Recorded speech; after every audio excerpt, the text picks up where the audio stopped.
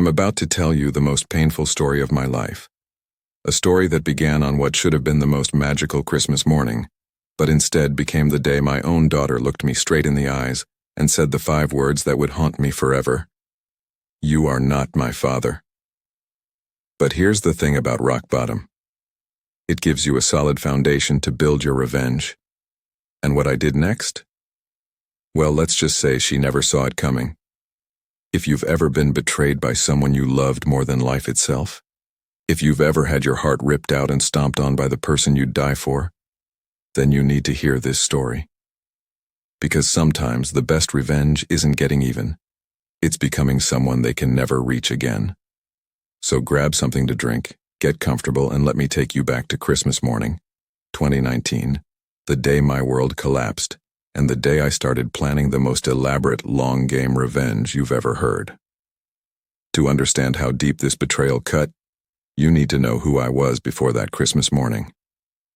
My name is Jonathan Hayes. I'm 47 years old, and I used to think I was living the American dream. I worked as a senior architect at one of the most prestigious firms in Chicago.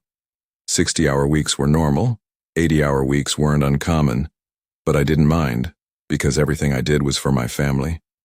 My wife Sarah, my beautiful daughter Emma, who was 16 at the time, and my son Michael, who was 14. Emma was my princess. From the moment she took her first breath in that delivery room 17 years ago, she owned my heart completely. I was the dad who never missed a single soccer game, not one dance recital, not one parent-teacher conference. When other fathers were out drinking with their buddies on weekends, I was building dollhouses, teaching Emma how to ride a bike, helping her with homework until midnight. I remembered every birthday, every milestone, every tear she cried over some boy who didn't deserve her attention. I was there when she scraped her knee learning to rollerblade. I was there when she got her period and was too embarrassed to tell her mom. I was there when she had her first heartbreak at 14 and cried for 3 days straight. That girl was my everything, my reason for working those brutal hours, my motivation for every sacrifice I made. When she smiled, my world lit up. When she was sad, nothing else mattered until I fixed whatever was wrong. Sarah and I had been married for 18 years, and yeah, like any marriage, we had our ups and downs. But I thought we were solid.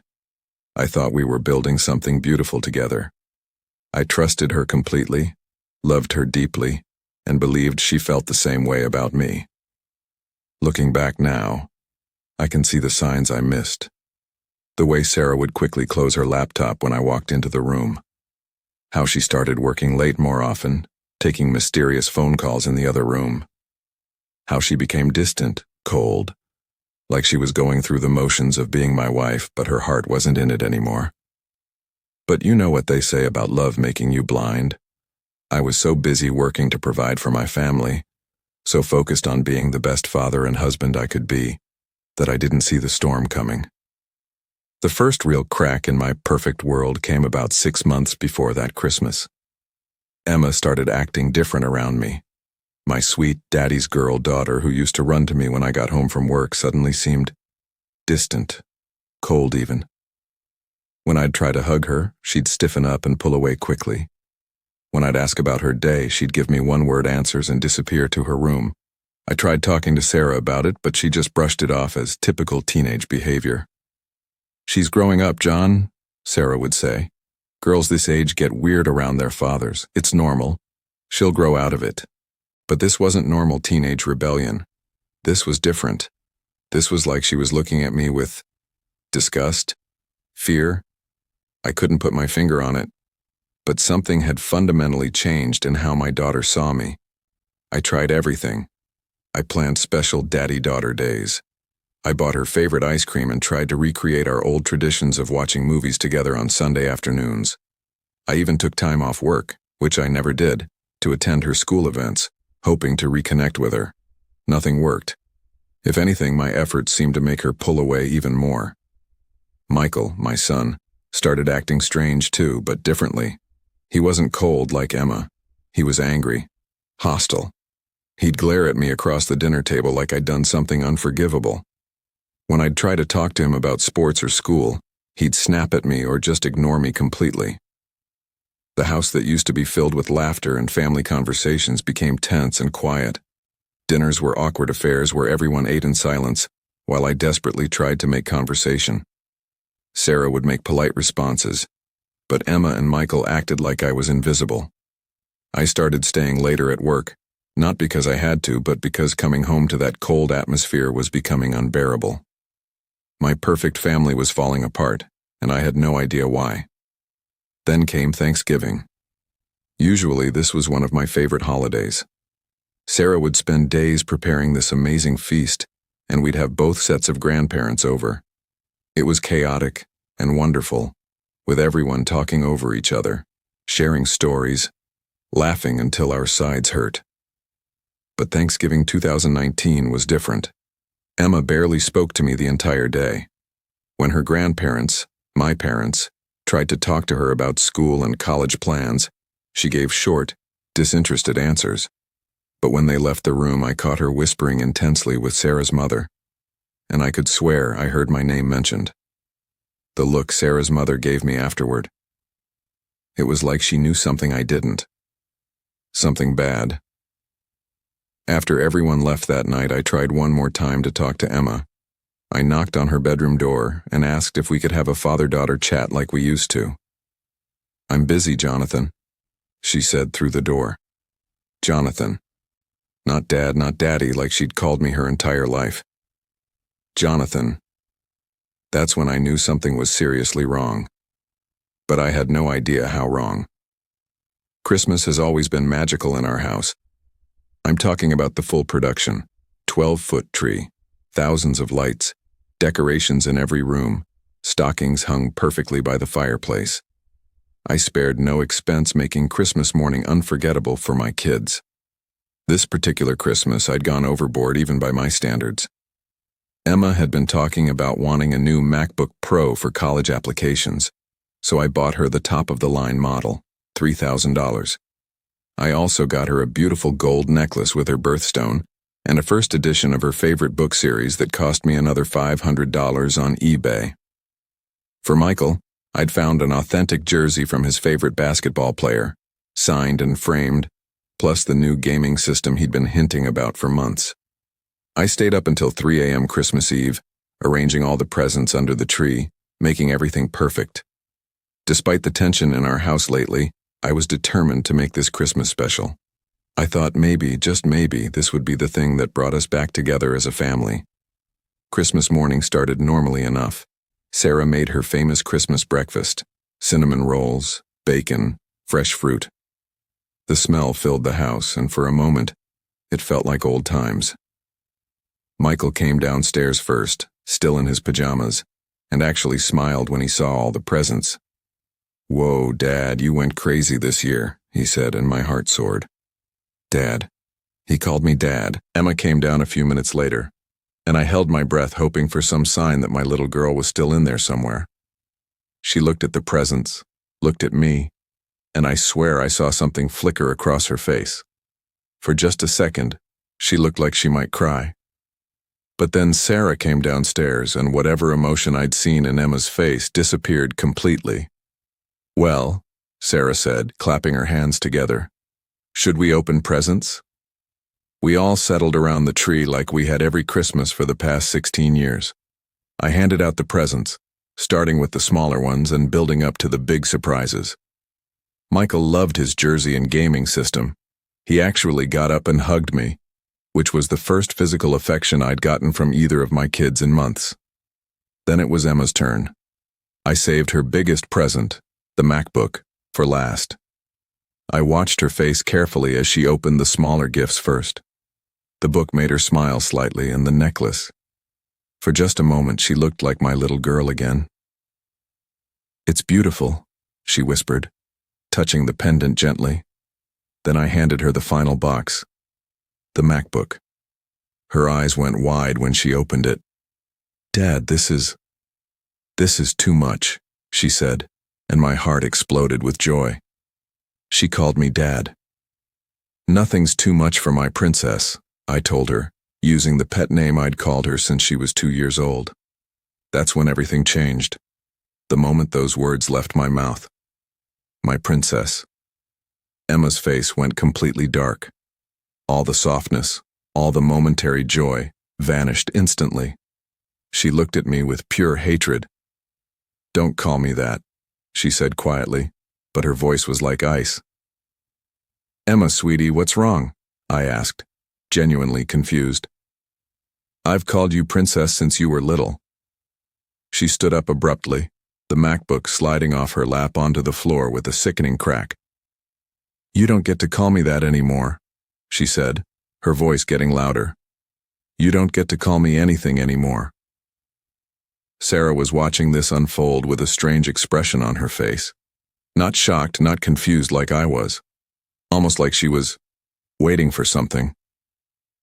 "Emma, honey, I don't understand," I said, standing up and reaching toward her. "What did I do?" She stepped back like my touch would burn her.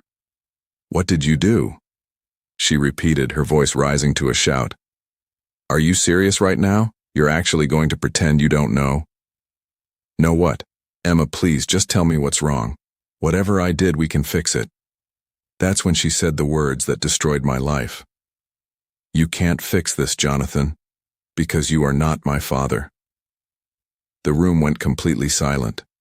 I felt like all the air had been sucked out of my lungs. I looked at Sarah, expecting her to say something, to correct Emma, to tell her she was being ridiculous, but Sarah just sat there staring at her hands.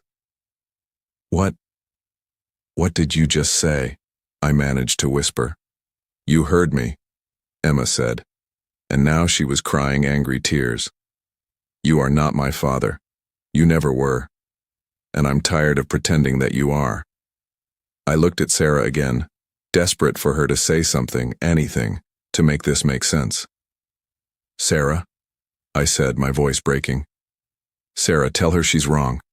Tell her she's being crazy." Sarah finally looked up at me, and what I saw in her eyes made my blood run cold. Guilt, sadness, and something else. Relief. "Jonathan," she said quietly, "we need to talk." The next hour was the longest hour of my life. While Emma and Michael went upstairs, Michael shooting me a look of pure disgust as he left, Sarah told me everything. Emma wasn't my biological daughter. 17 years ago, when Sarah and I had been trying to get pregnant with our first child, she'd had an affair. A brief thing, she claimed, just a few weeks, with some guy from her office whose name she couldn't even remember clearly. She thought it was over and done with, and when she found out she was pregnant a month later, she assumed the baby was mine. "I convinced myself it had to be yours," she said, not meeting my eyes. "The timing seemed right, and I wanted it to be true so badly. But as Emma grew up, she started looking less and less like me and more like someone else." Sarah had suspicions, but she pushed them down. She told herself it didn't matter because I loved Emma so much, because I was such a good father to her. "When did you know for sure?" I asked, my voice hollow. 3 years ago," she admitted. "Emma needed blood work for a sports physical, and the doctor mentioned her blood type. I knew your blood type, and I knew mine. And, the math didn't add up. 3 years. She'd known for 3 years and never said anything. I got a DNA test done," she continued. "I had to know for sure. When it came back negative, I didn't know what to do. You were such a good father, Jonathan. You loved her so much. I thought maybe it was better to just never tell anyone." "But you did tell someone," I said, pieces falling into place. "You told Emma." Sarah nodded, tears streaming down her face. "She found the DNA results a few months ago. She was looking for her birth certificate for college applications, and she found them in the folder with all the important documents. And you confirmed it. What was I supposed to do? She already knew. She was so angry, Jonathan, so hurt. She felt like her whole life was a lie." "Her whole life was a lie," I exploded, finally finding my voice. "My whole life was a lie. 17 years, Sarah. 17 years I loved that girl like she was my own flesh and blood." "She was your own," Sarah said desperately. "Biology doesn't matter. You raised her, you loved her, You are her father in every way that counts. But not in the way that counted to her, I said bitterly. That was the truth that cut the deepest. Emma didn't see it that way. To her, finding out I wasn't her biological father meant that everything we'd shared, every moment of love and connection, had been built on a lie. She begged me not to tell you, Sarah continued. She said she needed time to process everything, to figure out how she felt. I thought maybe she'd come around. Maybe she'd realize that you're still her dad regardless. But instead she decided I was what? A stranger? A fraud? She's confused, Jonathan. She's 17 years old and her whole world got turned upside down. She doesn't know how to handle this. And what about Michael? I asked. Please tell me Michael is actually mine. Yes, Sarah said quickly. Michael is definitely yours. But he knows about Emma now. She told him everything. He's angry at me for lying and he's angry at you for, I don't know, existing, I guess. He thinks you should have somehow known. So there it was. My entire family, destroyed. Emma hated me because I wasn't her real father. Michael hated me because I was too stupid to figure that out. And Sarah had built our entire marriage on a lie. I need you to leave, I told her. Jonathan, please, let's talk about this. Let's figure out how to move forward. Move forward? I laughed, but there was no humor in it. Sarah, you've been lying to me for 17 years. You let me fall in love with a child who isn't mine. Let me believe I had a daughter who would always be my little girl. And then you let her find out the truth in the worst possible way. There is no moving forward from this. But the kids have made it pretty clear they don't need me. I cut her off. Emma made it very clear that I'm not her father. Fine. Michael apparently agrees with her. Also fine. They're your responsibility now. You can't just abandon them. I'm not abandoning them, I said, grabbing my coat. I'm respecting their wishes. Emma doesn't want me as a father. She doesn't have to have me as a father. But she also doesn't get to have my money, my support, my love, or my presence in her life. You can't have it both ways. I walked toward the door, then turned back. I'll be staying at a hotel tonight. I'll have my lawyer contact you about the divorce. Divorce? Sarah looked genuinely shocked. Jonathan, we can work through this. People do it all the time. People work through affairs, Sarah. They don't work through 17 years of systematic deception about the paternity of their children. And they definitely don't work through their children rejecting them on Christmas morning.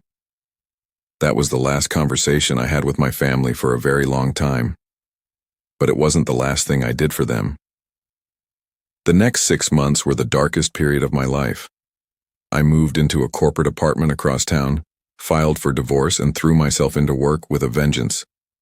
If I wasn't going to be a father and husband anymore, I figured I might as well be the best damn architect in Chicago. The divorce proceedings were brutal. Sarah wanted alimony, child support for both kids, and half of everything we'd built together. My lawyer, a shark named Patricia Chen, had other ideas. She committed paternity fraud, Patricia explained during our first meeting. She knew or should have known that Emma wasn't your biological child, and she allowed you to provide financial and emotional support under false pretenses. In some states, that's actually illegal. What does that mean for me? It means you have a strong case for getting out of this marriage without paying alimony. As for child support, you'll still be responsible for Michael since he's biologically yours, but Emma, Patricia paused. Legally, you have no obligation to Emma. The words hit me like a punch to the gut. No obligation to Emma. The girl I'd raised from birth, loved unconditionally for 17 years, had no legal claim on me whatsoever. However, Patricia continued, there's something else to consider. If you've been acting as Emma's father for her entire life, a court might still order you to pay child support based on the doctrine of equitable estoppel. Meaning what? Meaning that even though she's not biologically yours, if you've established a father-daughter relationship and she's relied on your support, you might still be legally responsible for her until she turns 18. This legal limbo was almost worse than the emotional devastation.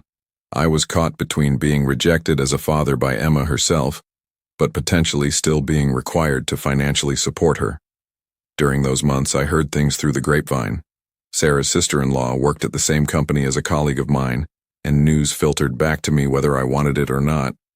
Emma was struggling. Bad. Her grades had dropped significantly. She'd quit the soccer team she'd been passionate about since she was 8. She was seeing a therapist twice a week, and according to the gossip, she spent most of her time in her room crying. Part of me, the part that had been her father for 17 years, wanted to rush over and fix whatever was wrong. But the rational part of me, the part that was still reeling from her Christmas morning rejection, reminded me that she'd made her choice.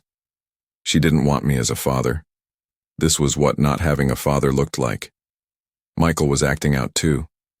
He'd been suspended from school twice for fighting, and Sarah was apparently at her wit's end trying to handle both kids on her own. I felt terrible for them, but I also felt vindicated. They'd wanted me out of their lives. Now they could see what life without me was actually like. The divorce was finalized in July. Sarah got the house. I didn't want it anyway. Too many memories. And I kept most of my retirement accounts and investments. I'd have to pay child support for Michael until he turned 18, and the court did rule that I owed child support for Emma for the remaining year, until her 18th birthday, based on the equitable estoppel doctrine Patricia had explained. But here's what Sarah and the kids didn't know. I'd been planning something much bigger than just walking away. During those dark months, while I was drowning my sorrows in work and trying to figure out how to rebuild my life, I started thinking about the future. Emma would be 18 in November. Michael would be 18 in 4 years. What happened after that? Emma had dreams, big dreams. She wanted to go to Northwestern University and study journalism. She'd been talking about it since she was 14, had already started taking college prep courses, was planning to apply for early admission. Northwestern was expensive, really expensive. We'd started a college fund for her when she was born, and I'd been contributing to it steadily for 17 years. Between that fund and what I'd planned to contribute during her college years, her education would have been completely paid for. Michael wanted to be an engineer. He was brilliant at math and science, just like I had been at his age. He'd been talking about MIT since he was 12. Another incredibly expensive school, another college fund I'd been contributing to religiously. Both kids had been raised with the assumption that college was a given, that their education would be paid for, that they could pursue their dreams without worrying about student loans or financial stress. That was before Christmas morning. I started doing some research. Did I have any legal obligation to pay for Emma's college? The answer was no. Once she turned 18, she'd be an adult and I'd have no financial responsibility toward her whatsoever. What about moral obligation? That was a harder question. The man I'd been before Christmas would have said yes, absolutely. I had a moral obligation to support the child I'd raised. But that man had believed he was her father. That man had thought he had a daughter who loved him. The Emma who looked me in the eyes and said, "You are not my father," had made it clear that our relationship was over. She'd rejected not just my paternity, but 17 years of love, sacrifice, and devotion. So why should I fund her future when she'd rejected me so completely? That's when the plan started forming. It wasn't about revenge exactly. Or maybe it was, but it was more complex than that. It was about consequences. Emma wanted to reject me as her father. Fine. But she didn't get to reject only the parts she didn't like while keeping the parts that benefited her. You don't get to tell someone they're not your father and then expect them to pay for your college education. But I wasn't going to be cruel about it. I wasn't going to just cut them off without warning. No, I was going to do something much more sophisticated than that. I was going to teach them what they'd actually lost. Over the next few months, I started implementing my plan. But first, I had to get my own life back on track. The corporate apartment I'd been living in was depressing and temporary. I needed a real home, a place that reflected who I was now, instead of who I'd been as a family man. I found the incredible loft in downtown Chicago, 3,000 square feet of exposed brick and floor-to-ceiling windows with a view of the lake. It was more expensive than the house I'd shared with Sarah, but I could afford it. Without a family to support, my income went a lot further. I hired an interior designer and told her I wanted something sophisticated, modern, and impressive. I wanted people to walk into my space and immediately understand that I was successful, that I had excellent taste, that I was living well. The transformation was remarkable. Gone was the suburban dad in khakis and polo shirts. I hired a personal stylist, updated my wardrobe, started working with a personal trainer. I was 47 years old, successful, and newly single. I was going to look the part. I also threw myself into my work with renewed focus. Without soccer games to attend and family dinners to make, I had time to take on bigger projects, more challenging designs. My career started taking off in ways it never had when I was splitting my attention between work and family. Within a year, I'd been promoted to partner at the firm. My salary increased by 40%. I was being invited to industry conferences, asked to speak at architecture schools, featured in trade magazines. But the most important part of my plan wasn't about my personal success. It was about information gathering. You see, Sarah had made a critical error when she told me about Emma's paternity. She'd assumed that I would either forgive her and try to maintain a relationship with Emma, or that I would disappear from their lives completely. She never considered the third option, that I would stay aware of their lives while remaining absent from them. It wasn't stalking, I want to be clear about that. I didn't drive by the house or follow anyone around. But Sarah's social media had always been public, and I saw no reason to block her or stop seeing updates about the kids' lives. Plus, I still had friends in their world. Parents from Emma's old soccer team, neighbors from our old street, mutual friends who didn't really understand what had happened with our divorce. These people would occasionally mention the kids to me, thinking they were being friendly. Through this network, I learned some interesting things. Emma's senior year was not going well. Her grades had improved somewhat from the disaster they'd been immediately after Christmas, but they were still far below what they'd been before. She was no longer in the running for valedictorian, a goal she'd been working toward since freshman year. More importantly, her college applications were suffering. Northwestern had been her dream school, but her guidance counselor was apparently recommending that she apply to less competitive schools as backups. Sarah was struggling financially. The house payments were straining her budget, especially with only one income and 2 teenagers to support. She'd had to take a second job to make ends meet. Michael was doing okay academically, but he'd become sullen and angry. He'd been kicked off the basketball team for attitude problems and was spending most of his time alone in his room playing video games. Both kids were in therapy, which was expensive, and which Sarah's insurance only partially covered. I felt bad for them, but not bad enough to change my plan. They'd made their choice on Christmas morning. These were the consequences of that choice. But the most interesting piece of information I learned was about Emma's 18th birthday. She'd been born on November 15th, 2002. Which meant that on November 15, 2020, she would legally become an adult. Any financial obligations I had toward her would end. More importantly, the college funds I'd been contributing to for both kids were in my name. Legally, that money belonged to me.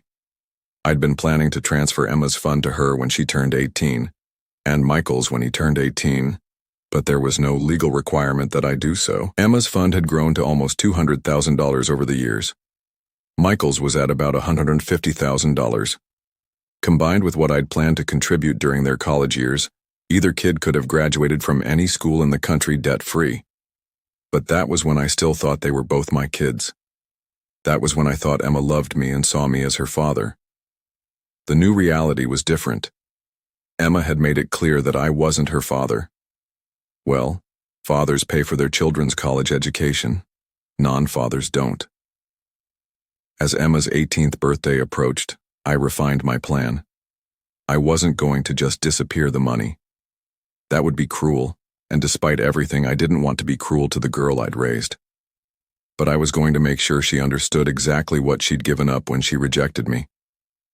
2 weeks before Emma's birthday, I had my lawyer send a letter to Sarah. The letter was formal and cold, exactly the way I wanted it. It informed Sarah that my legal obligations to Emma would end on her 18th birthday. The letter detailed exactly what those obligations had included: child support, health insurance, and access to the college fund I'd established in her name. The letter explained that as Emma was not my biological daughter and had explicitly rejected me as her father, I would not be continuing any financial support beyond what was legally required. However, the letter continued, I was not completely heartless. I understood that Emma had college aspirations, and I didn't want to destroy her future entirely. Therefore, I was prepared to make a deal. The letter I had my lawyer send was just the opening move. I knew Sarah would call me after reading it. She was predictable that way. And sure enough, my phone rang 3 hours after the letter was delivered. Jonathan, what the hell is this? Sarah's voice was shaking with anger and panic. It's a legal notice, I said calmly. I thought I was being courteous by giving you advance warning. You can't just cut Emma off. She needs that college money. Sarah, I want you to listen to me very carefully, I said, my voice steady and cold. On Christmas morning, your daughter looked me in the eyes and told me I was not her father. She made it very clear that she wanted nothing to do with me. I'm simply honoring her wishes. But she's just a kid. She was upset and confused. She's going to be 18 in 2 weeks. She's not a kid anymore. And if she was old enough to reject me as her father, she's old enough to face the consequences of that decision. I could hear Sarah crying on the other end of the line. Jonathan, please. I know what I did was wrong. I know I should have told you the truth years ago, but don't punish Emma for my mistakes. I'm not punishing anyone, I said. I'm simply adjusting my financial obligations to match the reality of our relationship. Emma doesn't want me as a father? Fine. But she doesn't get to have the benefits of having me as a father either. What do you want? Sarah asked quietly. I want Emma to understand what she gave up when she decided I wasn't her father, I said. And I want her to understand that actions have consequences. But the letter mentioned a deal. What kind of deal? This was the moment I'd been planning for, the heart of my long-term strategy. I'm willing to continue funding Emma's college education, I said. All 4 years, just like I originally planned. But there are conditions. What conditions? Emma needs to apologize. Not just to me, but publicly. I want her to acknowledge that I was a good father to her for 17 years, that I loved her and provided for her and sacrificed for her. I want her to admit that rejecting me was wrong and hurtful. Sarah was quiet for a long moment. And if she does that, you'll pay for college? If she does that and means it, yes, but Sarah, I'll know if she's just going through the motions to get the money. The apology has to be genuine. She has to actually understand what she did and be sorry for it. I'll talk to her, Sarah said. You have until her birthday to decide, I said. After that, the offer is off the table permanently. I hung up before Sarah could respond. Now, I knew what you're thinking. This sounds like I was being manipulative, like I was trying to force Emma to love me in exchange for money. But that's not what this was about. I didn't want Emma to fake loving me. I wanted her to understand the gravity of what she'd done when she rejected me on Christmas morning. I wanted her to realize that when you tell someone they're not your father, you're not just rejecting their biology. You're rejecting their love, their sacrifice, their entire relationship with you. Emma had been raised to believe that love and support were unconditional, that no matter what she did or said, I would always be there for her. Christmas morning had proved that wasn't true. There were things she could do that would genuinely hurt me and damage our relationship. But she'd never learned that lesson because there had never been any consequences for her actions. Even after rejecting me, she'd continued to live in the house I'd helped pay for, eating food bought with money I provided, covered by health insurance I paid for. She'd rejected me as a father, but kept all the benefits of having me as a father. That wasn't how the real world worked. The real world was about choices and consequences. If you didn't want someone as your father, you didn't get to benefit from their financial support. If you rejected someone's love, you didn't get to expect their continued generosity. I was teaching Emma how the real world worked. The next 2 weeks were tense. Through my network of information, I heard that Sarah and Emma were having daily fights about the situation. Emma was apparently furious that I was blackmailing her, while Sarah was desperate for her to swallow her pride and apologize. Michael, interestingly, was taking my side.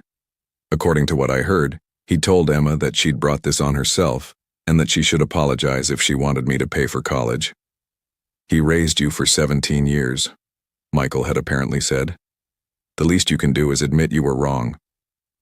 But Emma was stubborn. She'd inherited that from both me and Sarah. She maintained that she had nothing to apologize for, that learning I wasn't her biological father had ruined her entire life, and that I should understand why she was upset. What she didn't understand, what she'd never understood, was that learning the truth had ruined my life too. The difference was that I was the adult in the situation, and I'd handled it like an adult. I'd removed myself from a situation where I wasn't wanted instead of lashing out at people who loved me. Emma's 18th birthday came and went. No phone call, no apology, no contact whatsoever. Fine. The next day, I had my lawyer send another letter, this one much shorter. It simply stated that as no apology had been forthcoming, the offer was permanently withdrawn. The college fund would be redistributed, and Emma should make alternative arrangements for financing her education. I also had the lawyer send a separate letter regarding Michael. His fund would remain available to him when he turned 18, but only if he maintained a relationship with me. I wasn't asking him to choose sides, but I wasn't going to fund the college education of another child who decided to reject me. That letter got a response. Emma called me directly for the first time since Christmas morning. "You can't do this," she said, and I could tell she'd been crying. "Hello, Emma," I said calmly. "I can do this, and I have done this. You made your choice 10 months ago." I was upset. I was 17. I didn't know what I was saying. "You seemed pretty clear about what you were saying," I replied. "You said I wasn't your father. You said it with conviction, with certainty. I believed you. But you raised me. You were my dad for 17 years. I was, I agreed. And you threw all of that away because of biology. You decided that DNA mattered more than 17 years of love and devotion, so now you get to live with that decision." "I need that money for college," she said, her voice breaking. "No, Emma. You want that money for college. There's a difference. Plenty of people pay their own way through school. You can get student loans like everyone else. I'll be in debt for decades." "Then maybe you should have thought about that before you decided I wasn't your father." There was a long pause. Then Emma said something that surprised me. "What if I apologize now? What if I say I'm sorry?" "It's too late for that," I said.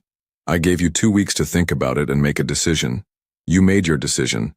The window for apologies closed on your birthday." "But that's not fair." "Fair?" I couldn't help but laugh, though there was no humor in it. "Emma, was it fair when you rejected me on Christmas morning? Was it fair when you threw away 17 years of our relationship because you found out we didn't share DNA? Was it fair when you called me by my first name instead of Dad? You want to talk about fair?" She was crying harder now. "I made a mistake. I was angry and hurt, and I made a mistake." "Yes, you did make a mistake, a huge one, and now you get to live with the consequences of that mistake, just like adults do in the real world." "I hate you," she whispered. "No, you don't," I said quietly. "You hate the situation you've put yourself in. You hate that your actions had consequences you didn't expect. But you don't hate me, Emma. If you really hated me, losing my financial support wouldn't matter to you." I hung up before she could respond. Over the next few months, I watched from a distance as my decision played out in their lives. And I'll be honest, it wasn't easy to watch, even though I knew I was doing the right thing. Emma had to completely rearrange her college plans. Northwestern was out of the question now. Even with student loans, it was too expensive. She ended up enrolling at a state school about an hour away from home, living in the dorms because commuting would be too difficult. But here's what happened that I didn't expect. The change in environment seemed to be good for her. Through my network, I heard that Emma was thriving academically at her new school. Away from the tension and drama of home, away from the therapy sessions and the constant reminders of our family's implosion, she was actually doing better than she had in years. She'd joined the student newspaper and was already making a name for herself as a talented writer. She was making new friends, dating a nice boy from her journalism class, building a life for herself. She was also working 3 part-time jobs to help pay for school and minimize her debt.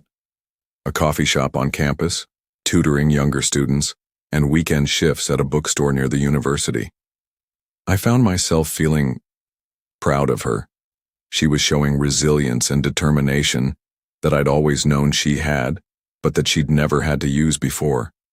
When everything in her life had been provided for her, she'd never learned how capable she actually was. Now she was learning. Sarah, on the other hand, was struggling. Without my child's support for Emma, and with the costs of Michael's therapy and activities, money was tighter than ever. She'd had to take on freelance work in addition to her regular job, and the stress was showing. She'd also started dating someone, a divorced accountant named Richard, who seemed nice enough from what I heard. But the relationship was apparently strained because of the financial pressure Sarah was under. Michael was doing better, surprisingly. Maybe it was because he was getting more attention from Sarah now that Emma was away at school, or maybe it was because he was finally old enough to understand the complexity of what had happened with our family. Either way, his grades had improved and he'd rejoined the basketball team.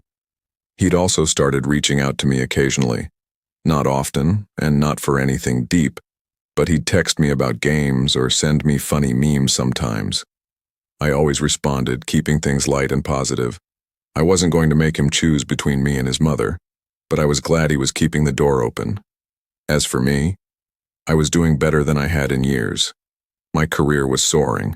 The architectural firm had landed several major projects, and my designs were being featured in industry magazines.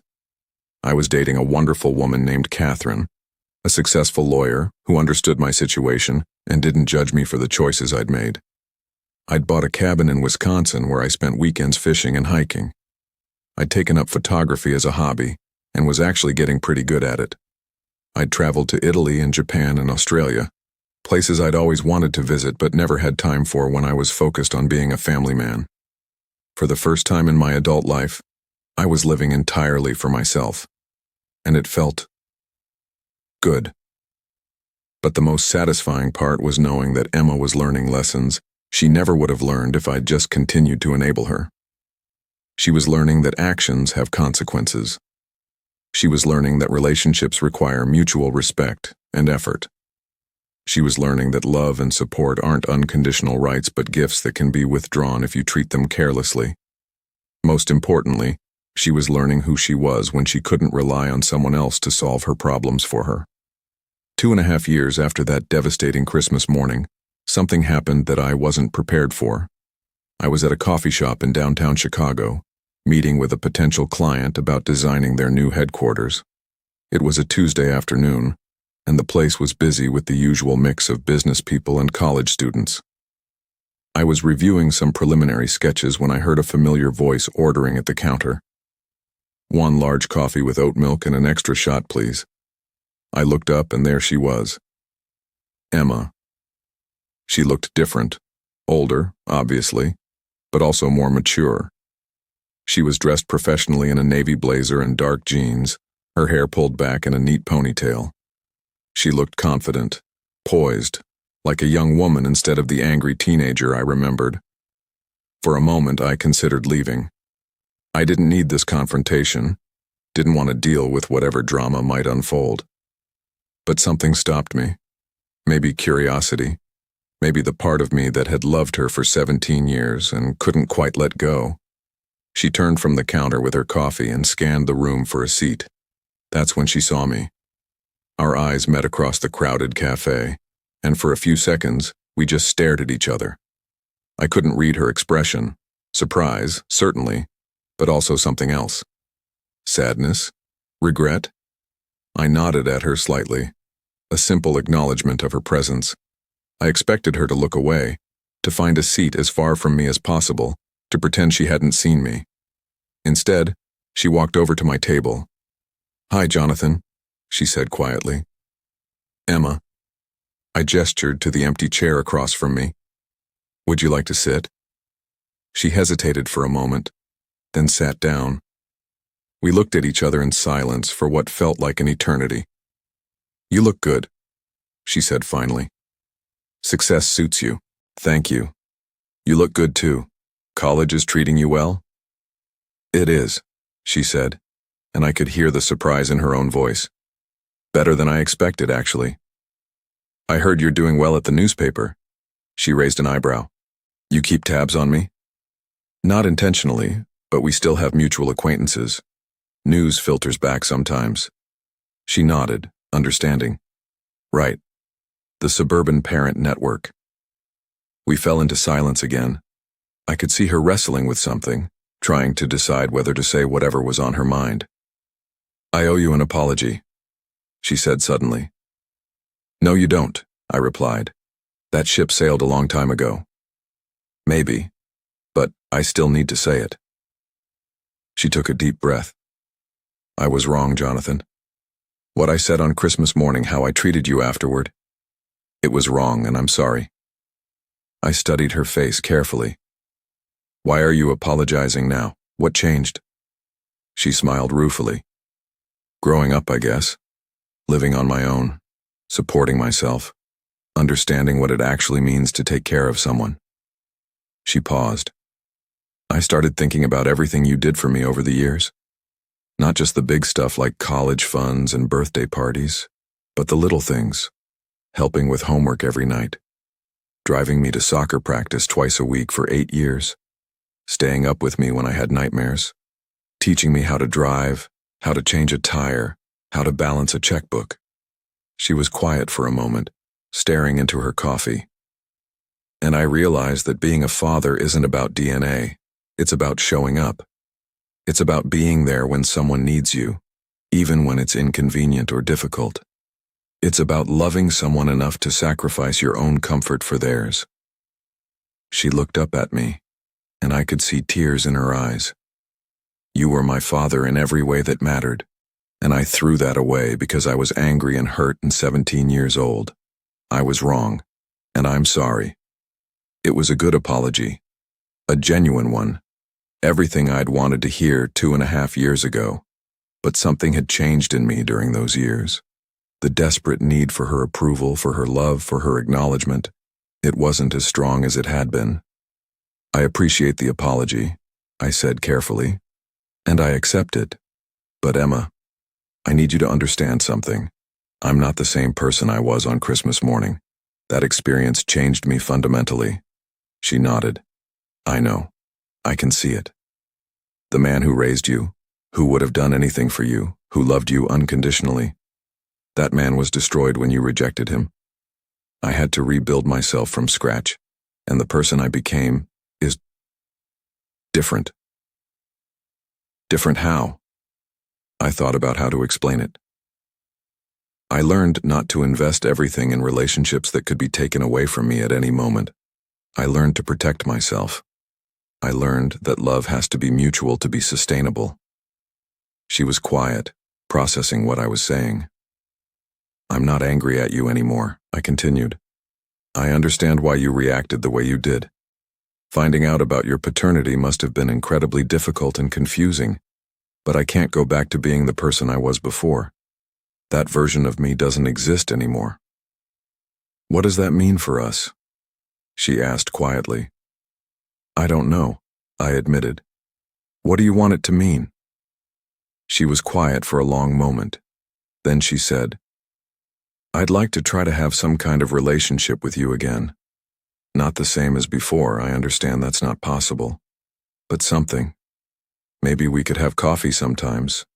Or I could call you on your birthday, or—" She trailed off. "You want me back in your life?" "Yes. Even though I cut off your college fund? Even though I forced you to take out student loans and work 3 jobs?" She smiled slightly. "Especially because of that." That surprised me. "What do you mean?" "Jonathan," I was a spoiled, entitled teenager who had never faced any real consequences for my actions.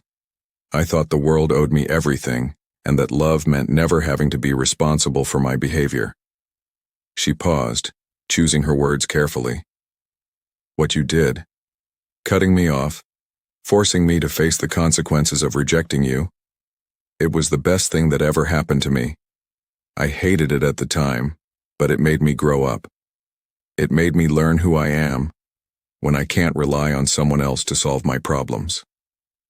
I stared at her, processing this unexpected perspective. I'm a better person now than I was before, she continued. I'm stronger, more independent, more grateful for the things I have. I understand the value of relationships in a way I never did when I took them for granted. So, you're not angry that I refused to pay for Northwestern? No, she said, and I could tell she meant it. I'm at a school that's a better fit for me anyway. I'm getting real-world experience at the newspaper, building a portfolio, making connections, and I'm doing it all myself, which feels good, really good. She leaned forward slightly. But more than that, I understand now what you were trying to teach me. That relationships are about mutual respect and effort. That love isn't unconditional. It requires both people to value and nurture it. That actions have consequences, and those consequences can be permanent. And you're okay with those consequences? I have to be, she said simply. I made my choice and you made yours. But I'm hoping that maybe, now that we've both learned from this experience, we can make different choices going forward.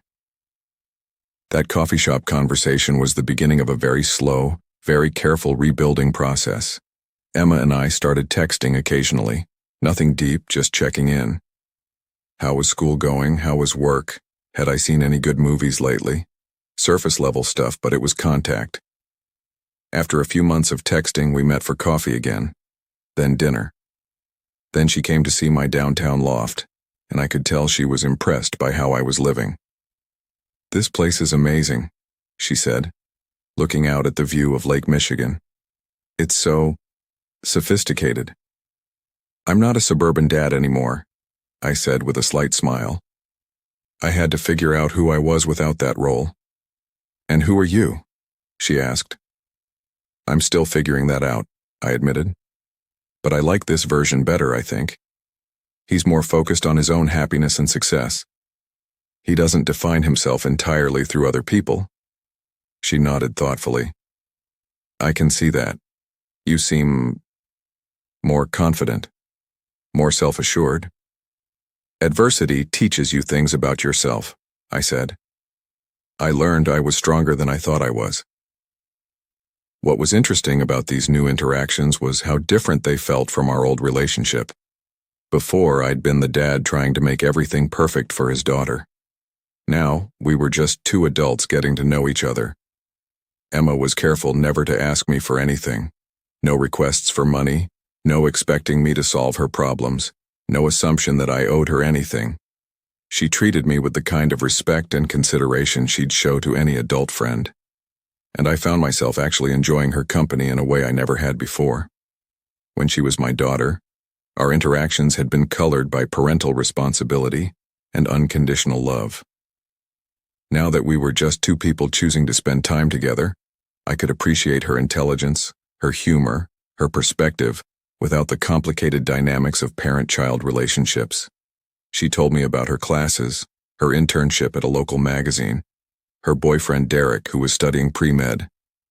I told her about my architectural projects, my photography hobby, my travels.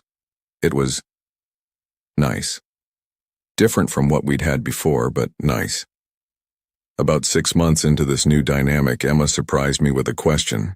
Can I ask you something that might be uncomfortable? Sure. Do you ever think about trying to find my biological father? I considered the question carefully. Do you want me to? No, she said quickly. God, no. I was just wondering if you'd ever been curious. Honestly? No. That person is irrelevant to me. He donated genetic material 17 years ago. That doesn't make him your father any more than a sperm donor would be." She looked relieved. "Good, because I don't care about him either. I mean, I'm curious sometimes about medical history and stuff like that, but I don't need another father. I had one. I just messed it up for a while." It was a sweet sentiment, but I felt the need to clarify something. "Emma, I need you to understand that I can't be that kind of father to you anymore. The unconditional, sacrificial parent-child love, that's not something I can do again. Too much has happened." "I know," she said, "and I wouldn't want you to. That relationship was unbalanced. I took and took and took, and you gave and gave and gave, and I never had to appreciate it or reciprocate it because it was just expected. And now? Now we can have a relationship between equals. Two adults who choose to be in each other's lives because we enjoy each other's company, not because we're obligated to be." I realized she was right. This new dynamic was actually healthier than what we'd had before. As Emma's junior year progressed, she started landing some impressive internships and freelance writing gigs. Her portfolio was growing, and she was getting recognition for her work. She was also graduating a semester early and had already lined up a job at a Chicago magazine starting the following fall. "I'll be moving back to the city," she told me over dinner one evening. "Derek got into the medical program at UIC, so we're both staying local." "That's great," I said, and I meant it. "You'll be close to home." "Close to you too," she said with a smile. During one of our dinners, Emma brought up something I hadn't expected. "I need to ask you about Michael," she said. "What about him?" "He's going to be 18 next year, and I know you told Mom that his college fund was contingent on maintaining a relationship with you." "That's correct." "Are you really going to hold him to that? Because he's been difficult about the whole situation." I sighed. Michael had been the wild card in all of this. Unlike Emma, who had made a clear choice to reject me, Michael had been caught in the middle. He was angry at Sarah for lying, angry at me for leaving, and angry at Emma for starting the whole mess. "Michael can make his own choices," I said. "But yes, I'm going to hold him to the same standard I held you to. If he wants the benefits of having me as a father, he needs to act like he wants me as a father." He's angry and confused. "So were you." Emma nodded, understanding. "Fair point." Michael's 18th birthday was approaching, and unlike with Emma, I decided to be proactive about the situation.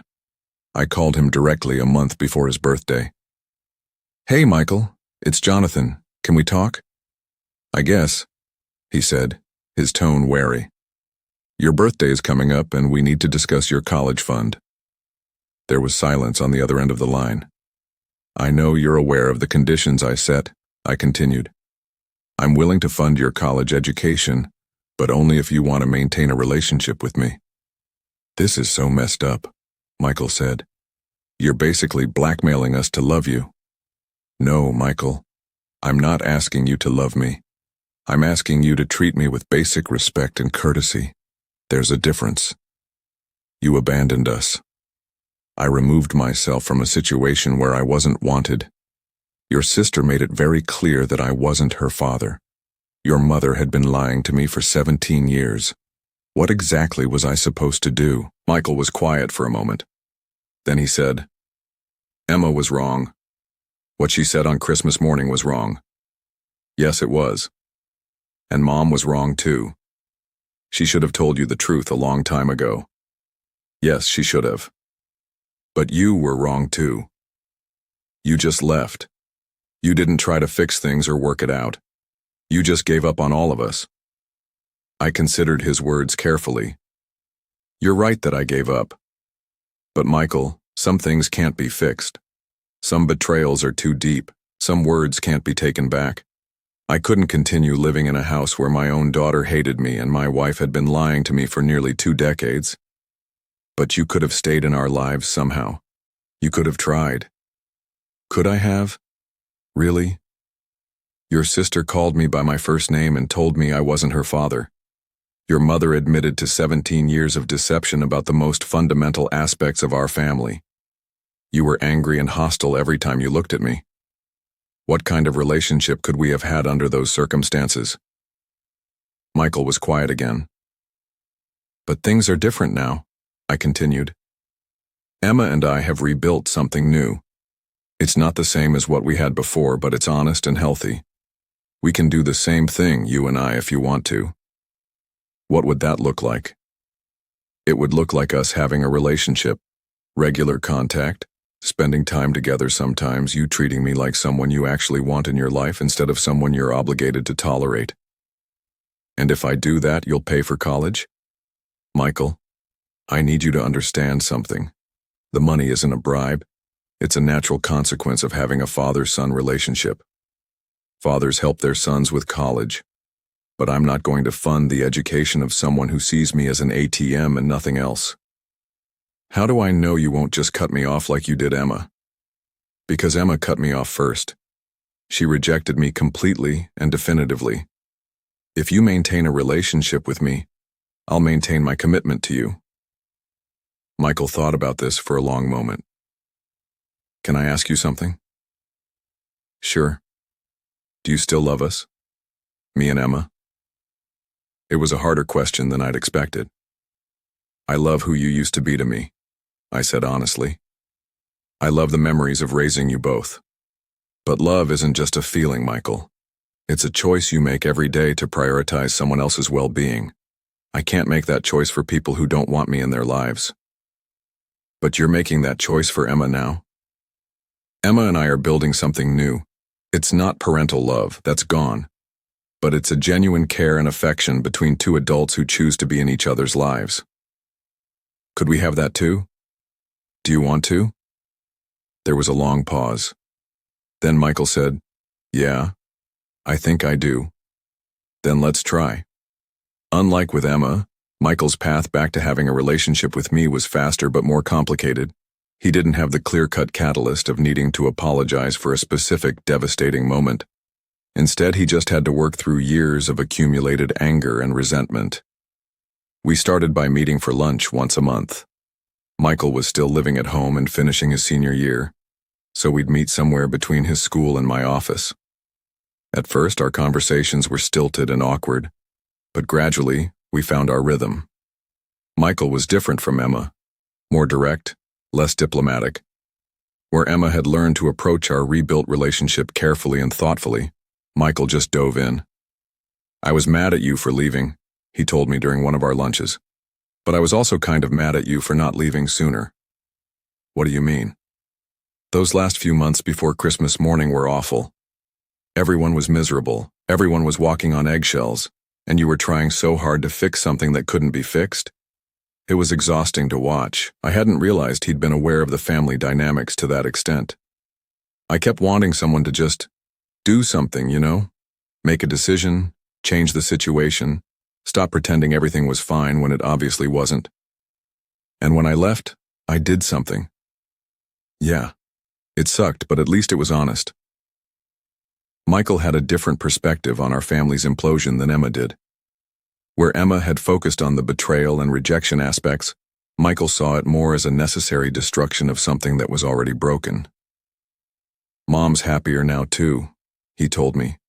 She and Richard are good together, and she doesn't have to carry around the guilt of lying to you anymore. I'm glad she's happy, I said, and I meant it. Are you? Really? Michael, I'm not angry at your mother anymore. What she did was wrong, but people make mistakes. She was young when it happened, and then the lie just got bigger and bigger until she didn't know how to tell the truth. I understand why it happened, even if I can't forgive it. As Michael's 18th birthday approached, our relationship had stabilized into something comfortable. We weren't as close as Emma and I had become, but we had genuine affection for each other and enjoyed spending time together.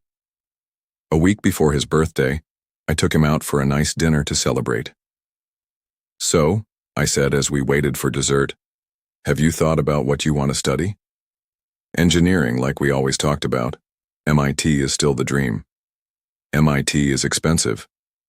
Yeah, but worth it if I can get in. I smiled. Well, you don't have to worry about the cost. Your college fund has been growing steadily. You should be able to graduate debt-free even from MIT. The relief on his face was obvious. Thank you, Jonathan, really. I know I haven't always been easy to deal with. None of us have been easy to deal with, I said. But we figured it out. 5 years after that devastating Christmas morning, my life looked nothing like what it had been before. Emma had graduated early from college and was working as an investigative journalist for a respected Chicago magazine. She was engaged to Derek, who was in his second year of medical school. They were planning a small wedding the following spring. Michael had gotten into MIT and was thriving in their engineering program. He was dating a smart, funny girl named Ashley, who was studying computer science. He called me every Sunday to catch up, and we developed a tradition of meeting for lunch whenever he was home on breaks. Sarah had married Richard the previous year, and from what I heard, they were very happy together. She'd also gotten a promotion at work and seemed to be doing well financially. And me? I was living a life I never could have imagined. My architectural firm had expanded internationally. I was designing buildings in 3 different countries and had been featured on the cover of Architectural Digest. I'd published a coffee table book of my photography that had done surprisingly well. Catherine and I had gotten engaged 6 months earlier. She was brilliant, successful, and completely her own person. She didn't need me to take care of her or solve her problems, and I didn't need her to validate my worth as a person. We were together because we genuinely enjoyed each other's company and made each other better people. We'd bought a house together, a stunning mid-century modern place with floor-to-ceiling windows and a view of the forest preserve. It was sophisticated and peaceful, nothing like the chaotic suburban house I'd shared with Sarah and the kids. I'd also started a foundation that provided college scholarships to first-generation college students who were paying their own way through school. It felt good to help young people who were working hard to build their own futures instead of taking their opportunities for granted. But the most satisfying change was in my relationships with Emma and Michael. Emma and I had dinner together about once a month, sometimes with Derek, sometimes just the 2 of us. We'd talk about her work, my projects, books we were reading, places we wanted to travel. It was the relationship I'd always wanted with an adult child but never thought possible. She never asked me for money or favors. She never expected me to drop everything to solve her problems. She treated me like a valued friend whose opinion she respected but whose approval she didn't desperately need. "You know what's funny?" she said during one of our dinners. "I think I like you better now than I did when I was growing up." "Really? Why?" "Because now I can see you as a complete person instead of just as Dad. You're interesting, you're accomplished, you have your own life and interests. Before, everything you did was filtered through your role as my father. And now? Now you're Jonathan Hayes, successful architect and photographer, who happens to be someone I have a complicated history with.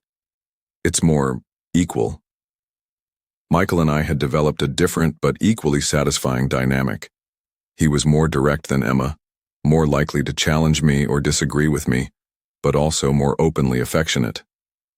"I'm proud of what you built after we all fell apart," he told me during one of our Sunday phone calls. "You could have just been bitter and angry forever, but instead you made yourself into someone even better." "Better than what?" "Better than the guy who was so focused on being our dad that he forgot to be himself." It was an insightful observation from a 20-year-old, but perhaps the most significant change was in how I saw myself. For most of my adult life, I'd defined myself through my relationships with other people. I was Sarah's husband, Emma and Michael's father, a provider and protector and caretaker. My worth came from how well I fulfilled those roles. When those roles were taken away from me, I'd had to figure out who I was underneath all of that. And what I'd discovered was that I was more interesting, more capable, and more resilient than I'd ever given myself credit for. I didn't need other people to validate my worth anymore. I didn't need to sacrifice myself for their happiness to feel valuable. I could be generous and loving and supportive while still maintaining my own boundaries and priorities.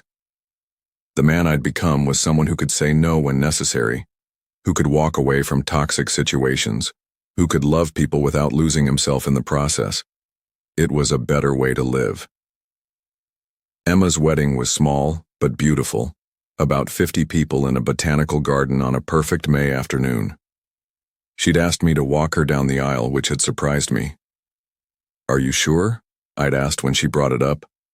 "I know Richard has been more of a father figure to you these past few years." "Richard is great," she said.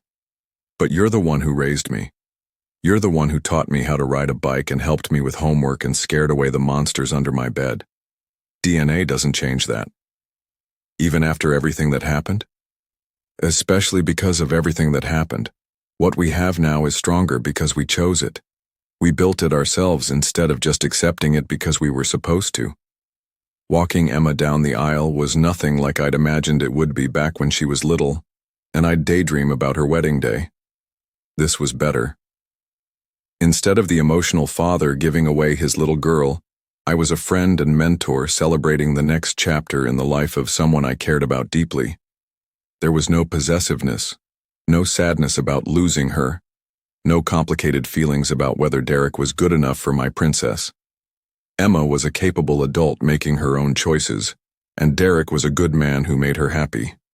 That was enough. During the father-daughter dance, which we'd renamed the Jonathan-Emma dance, she said something that surprised me. "I need to tell you something," she said, as we swayed to the music. "What's that?" "I'm grateful for what happened on Christmas morning." I raised an eyebrow. That's not something I expected to hear. "I know it sounds crazy, but it's true. If I hadn't blown up our relationship, if you hadn't cut me off, if we'd just continued on the way we were, I never would have grown up. I never would have learned who I am when I can't rely on someone else to solve my problems." "And who are you?" She smiled. "I'm strong. I'm capable. I'm independent. I'm grateful for what I have instead of entitled to what I think I deserve.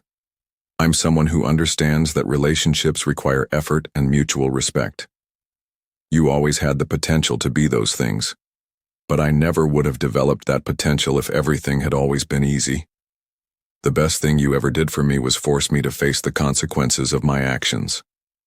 After the dance, I found myself talking with Sarah and Richard. It was the first real conversation Sarah and I had had since the divorce was finalized. "You look happy," she said. "I am. You do too." "I am." She paused, then said, "I owe you an apology, Jonathan. Not just for the affair and the lying, but for how I handled everything after Emma found out the truth. I should have supported you more. I should have helped her understand what she was throwing away." "Water under the bridge," I said. "Is it, though? Are you really not angry anymore?" I considered the question. I'm not angry. I'm actually grateful in a weird way. If none of that had happened, I'd still be living a life that wasn't really mine, defining myself entirely through other people, never discovering who I actually am underneath all the roles I was playing. Richard, who'd been listening quietly, spoke up. "Emma tells me you've built quite a life for yourself." "I have. Different from what I thought I wanted, but better in many ways." "And the kids? How are things with them now?" "Good," I said honestly. "Different, but good. We all had to learn how to relate to each other as adults instead of as parent and children. It's healthier this way." Later that evening, during the reception, Michael pulled me aside. "I've been thinking," he said, "about what happened to our family and how everything worked out. And I think maybe it needed to happen. Not the lying and the cheating and all that. That was just mess. But the falling apart and rebuilding part. We were all stuck in these roles that weren't really working anymore." "How so?" "You were the perfect dad who sacrificed everything for us. Mom was the guilty wife carrying around this huge secret. Emma was the spoiled princess who never had to face consequences. I was the angry middle child who felt invisible half the time." He paused, gathering his thoughts. None of us were really being ourselves. We were all just playing these parts in this perfect family story that wasn't actually perfect at all. And now? Now you're this successful, interesting guy who has his own life and interests. Mom is happy with Richard and doesn't have to carry around guilt anymore. Emma is this badass journalist who can take care of herself. And I'm actually getting to know who I am when I'm not just the son or the younger sibling. He smiled. It's messy, but it's honest. And I think honest is better even when it hurts. As the evening wound down, Catherine and I were getting ready to leave when Emma approached us. "Thank you," she said simply. "For what?" "For coming, for walking me down the aisle, for giving me the chance to rebuild our relationship." She paused. "And for cutting me off when I needed to be cut off." Catherine, who'd heard the whole story but never met Emma before tonight, smiled warmly. "You raised an incredible woman," she told me. "No," Emma said firmly. "He didn't raise me to be who I am now. I had to figure that out myself. But he gave me the foundation to build from. And then he gave me the space to build it." 6 years after Christmas morning 2019, I'm sitting in my office, looking out at the Chicago skyline, thinking about how to end this story. Because here's the thing. This isn't really a revenge story, even though that's how it started. It's a story about what happens when you're forced to rebuild your entire identity from scratch. When Emma rejected me that Christmas morning, I thought my life was over. I thought I'd lost everything that mattered, and in a way I had. But what I didn't realize at the time was that losing everything that mattered to the old me would free me to become someone better.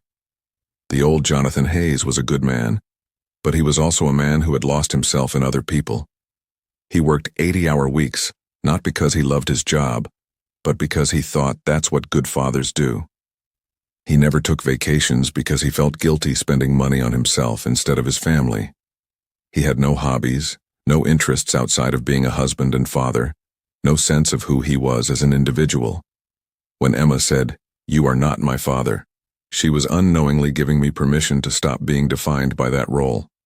When Sarah's lies came to light, I was freed from a marriage built on deception. When my perfect family fell apart, I was finally free to figure out who I actually was underneath all the roles I'd been playing, and who I was turned out to be someone I actually liked.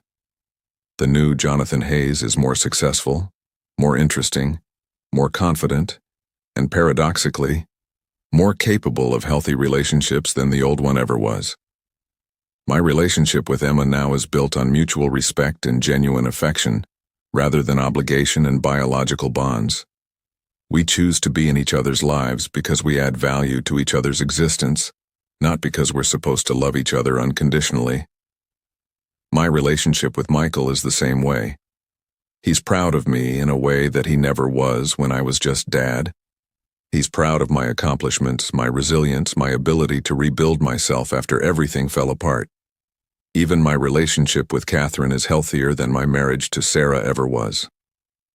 Catherine fell in love with me as I am now, a complete self-actualized person with his own goals and interests, not with some role I was playing. But perhaps the most important thing I learned is this. Unconditional love is not actually loving. I spent 17 years loving Emma unconditionally. No matter what she did, no matter how she treated me, no matter whether she appreciated my sacrifices or took them for granted, I continued to love her and support her and prioritize her needs over my own. And what did that unconditional love teach her? It taught her that she could treat people badly without consequences. It taught her that love was something she was entitled to rather than something she needed to nurture and maintain. It taught her that she could take and take and take without ever having to give anything back. When I finally imposed conditions on my love, when I said, "If you don't want me as your father, you don't get the benefits of having me as your father," it was the most loving thing I'd ever done for her, because it forced her to understand that relationships require mutual effort. It forced her to appreciate what she'd had and what she'd lost. It forced her to grow into someone capable of maintaining healthy adult relationships instead of just taking what others gave her. Emma is a better person now because I stopped loving her unconditionally. She's stronger, more grateful, more capable, more independent. She learned to value the relationships in her life because she learned they could be lost. The same is true for Michael. When he saw that I was willing to walk away rather than accept disrespectful treatment, it taught him that I valued myself and that he should value me too. It taught him that love is a choice people make every day, not just a feeling that exists regardless of how you treat each other. I know some people will think what I did was cruel, that cutting off Emma's college fund was too harsh, that I should have just accepted her anger and continued supporting her regardless. But here's what those people don't understand. Enabling someone's bad behavior isn't loving them. Accepting disrespectful treatment isn't noble. Sacrificing yourself for people who don't appreciate or reciprocate that sacrifice isn't virtuous. It's just another form of dysfunction.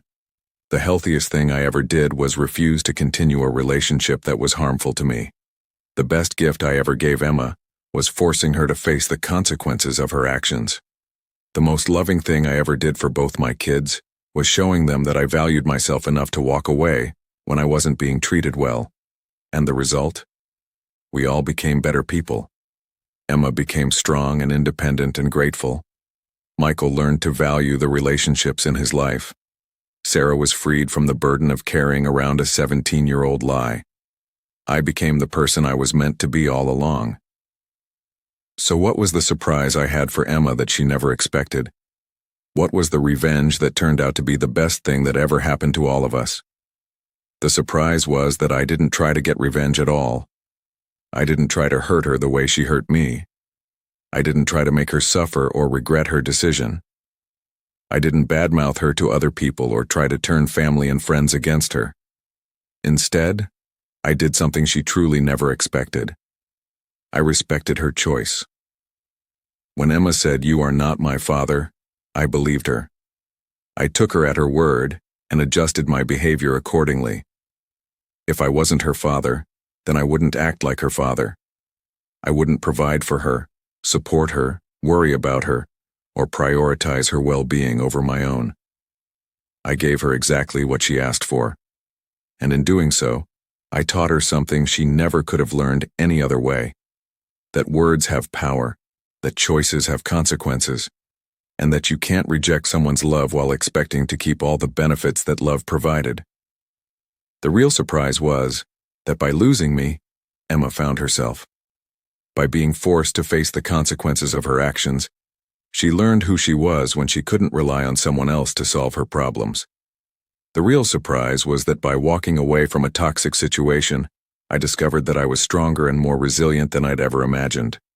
The real surprise was that by refusing to continue dysfunctional relationships, we all learned how to have healthier ones. The real surprise was that the worst thing that ever happened to our family turned out to be the best thing that ever happened to us as individuals. Emma thought the surprise would be me begging for forgiveness, pleading for her to take me back, proving my love by accepting whatever treatment she wanted to give me. Instead, the surprise was that I had enough respect for both of us to refuse to participate in that dynamic. I loved her enough to let her go. I valued her enough to believe she could become someone better than the person she was being. I respected her enough to take her words seriously and act on them. And in the end, that turned out to be exactly what she needed. Today, Emma is successful, independent, and genuinely happy. She's in a loving relationship with someone who treats her well because she learned what healthy relationships look like. She's grateful for what she has because she learned what it feels like to lose something valuable. She's strong and resilient because she learned she could survive on her own. Michael is thriving at MIT and has a healthy relationship with both me and his mother. He's respectful and appreciative because he learned that relationships require effort from both people. Sarah is happily remarried and free from the guilt that consumed her for so many years. And me? I'm living the life I was meant to live all along. So that's my story. That's what happened when my daughter rejected me as her father on Christmas morning, and what I did that she never expected. I respected her decision. I took her seriously. I valued myself enough to walk away, and it turned out to be the most loving thing I could have done for all of us. Sometimes the best revenge is simply refusing to participate in your own mistreatment. Sometimes the greatest gift you can give someone is forcing them to face the consequences of their actions. Sometimes the most loving thing you can do is let someone go so they can learn to find their own way. Emma never expected that the father she rejected would be strong enough to actually leave.